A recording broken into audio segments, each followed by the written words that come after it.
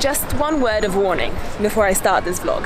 Iraqi Kurdistan is probably not going to be what you expected it to be, because when I first visited it 6 months ago, it certainly shattered pretty much all of my preconceptions. But I'm not going to tell you about Iraqi Kurdistan. I'm going to show you its capital, Erbil. Here's a quick lowdown on where I am right now. Kurdistan is an autonomous region in the northern reaches of Iraq. Despite tensions in the recent past, it's pretty safe to visit these days. In fact, I like Iraqi Kurdistan so much that it's my second time here in just 6 months. And Erbil, the capital of Iraqi Kurdistan, overflows with history, yet few people outside of the region know about it. See, it's one of the oldest continuously inhabited cities in the world. People have been living here for over 7,000 years. And all this history and culture still survives here, very much survives here in Iraqi Kurdistan. There's probably one really good place where I can show you some of it, and that is the main bazaar.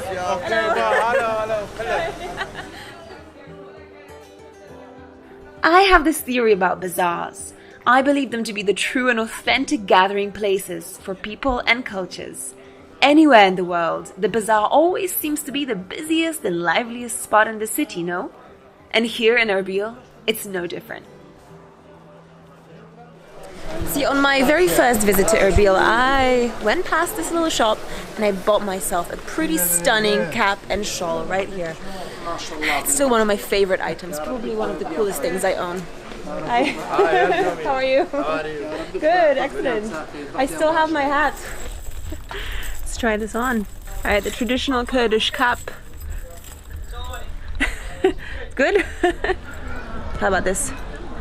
Embellished caps and turbans are a key part of the Kurdish traditional dress, and they're still widely worn here, especially by men. My thread is me. Yeah, it's my favorite piece. Thank you. Bye. They remember me. That's so nice. But there's much more to Kurdish culture than fashion. In one of the side alleys of the bazaar, I noticed a tiny hole-in-the-wall carpentry shop, and its owner invited me right in. Come here, sit down. I got a chair, I got a seat in this shop. You make it? This gentleman here makes all these baby pots. 1 year. This shop is 100 years old. Yes. My father.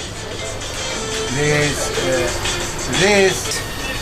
Oh, thank you so much. Oh, okay. This. No. What candy? I had to say khalas. Enough. Thank you. There's one more place here at the bazaar that has a really significant history that I'm really keen to find. It is called Mam Khalili. But where do I find it? This bazaar is huge. It's like a maze. Oh wow, what's that? Gold. Do you know where Mam Khalili is? Mam Khalili? This. Here? No. Next one? Yes. Okay, thank you. Okay, that was easy. Let's go. Every city in the world has a tea house like this. The cultural anchor, the gathering place, the living museum, that spot your grandfather would visit every week to meet with his buddies for a long and slow cup of tea. That one spot which holds tradition in place and preserves decades of memories. The cafe is called Mam Khalili, and it's been in operation since 1963. I'm getting myself a chai. The walls of the Mam Khalili tea house are lined with photos of all the famous Kurds who have come here. It's the oldest cafe in the entire city, and the locals love it so much that many have been coming here since childhood. The owner claims that everyone who sits down at Mam Khalili must drink more than a single cup of chai. Well, that's definitely something I can get behind.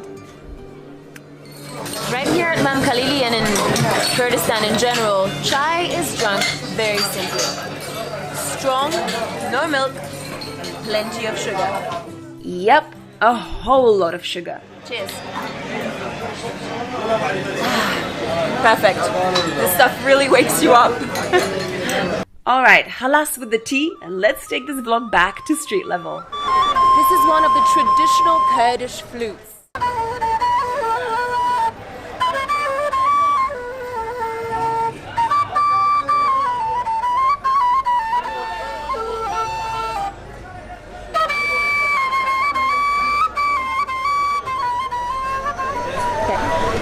Bakir, Yes. who is telling me about all these traditional Kurdish flutes. Tell me again the name. This one. Nai Bilwe. Bilwe. That's a shimshal, balaban. Yes. This is traditional Kurdish music. It's complete Kurdish music. Traditional Kurdish music. Yeah. I'm getting a personal lesson in flute playing from Bakir right here. We also have an audience. Doing a good job. Wow, thank you Bakir. Hello. This is my flute. Oh, it's so beautiful. Thank you so much. Okay. Spas. Bye. Hello, bye. Thank you. Look at that. What a lovely souvenir from Iraqi Kurdistan. One of the traditional Kurdish flutes, straight from Bakir. He also taught me how to play it, but I think I'll just leave that to him. And while for Bakir the flute is the way to preserve his Kurdish heritage, there's something else I want to show you. And this is something I've seen almost every Kurdish man engage in.